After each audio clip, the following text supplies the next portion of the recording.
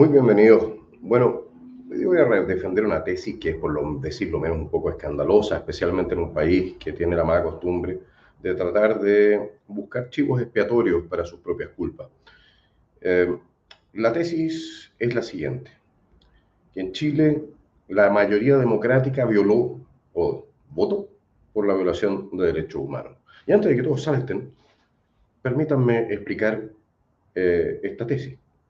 Uno, primera formación política que se decidió por la violación de derechos humanos en Chile fue el Partido Comunista, marxista, que se define como marxista-leninista y por lo tanto no cree en la democracia burguesa, no cree en los derechos humanos de las personas, no cree en las libertades de las personas y sí creía, y cree probablemente a pie juntillas hasta el día de hoy, en la violencia como método de acción política. De hecho, hace no mucho tiempo atrás, la señora Camila Vallejo salía defendiendo la vía armada como un camino para alcanzar la política, o sea, para avanzar en política su proyecto totalitario. Entonces, ahí tenemos el Partido Comunista. Vamos viendo la cantidad de votos que recibe el Partido Comunista hasta hoy día. Esos votos son votos a favor de las violaciones de derechos humanos. Después de 1967 se suma el Partido Socialista en su declaración de Chillán, donde hablan de la vía armada para alcanzar el poder y se vuelven también marxistas-leninistas, lo cual significa que se ponen del lado de la violación de derechos humanos para alcanzar el poder total. Y hay otro tipo de formaciones que también se van sumando a esta correlación de partidos políticos que terminan siendo elegidos con 36% de los votos en 1970. Es decir, 36% de las personas en Chile en 1970 aceptaban, cuanto menos, la violación de derechos humanos de sus compatriotas para avanzar en su agenda política. Porque no nos equivoquemos, el marxismo-leninismo es violatorio de los derechos humanos. Posteriormente, o sea, ese era el 36% original, 36% de apoyo esencial del régimen de Allende.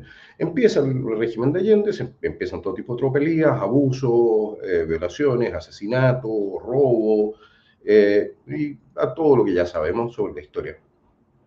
Y de la mano de esta escalada de violaciones de derechos humanos que estaba impulsando o tolerando, cuanto menos, el gobierno de Salvador Allende, hay cada vez más fuerzas que empiezan a sumarse a la lógica del conflicto, lo cual significa sumarse a la lógica de la violación de derechos humanos.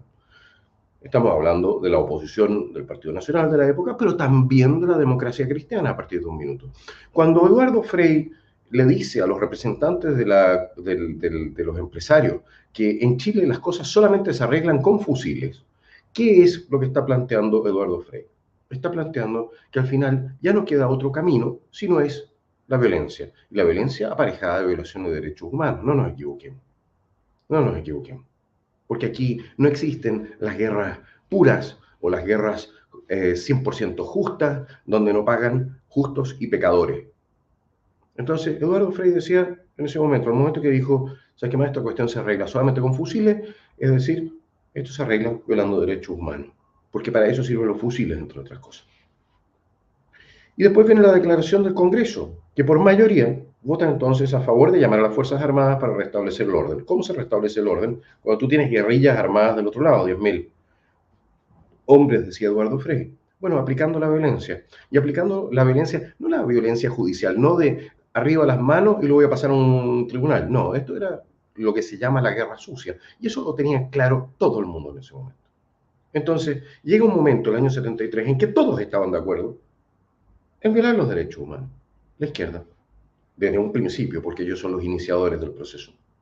Al final, el centro y la derecha. Y ese es el momento en que colapsa la democracia y entran los militares y aplican la fuerza. Y donde se producen violaciones de derechos humanos. Sí. Pero no nos equivoquemos. La responsabilidad o la culpa no es de los militares. La culpa es de aquellos que iniciaron el fenómeno y de todos aquellos que lo respaldaron en algún momento. Es decir, de todos. De todos. Chile votó de una u otra manera por la violación de los derechos humanos.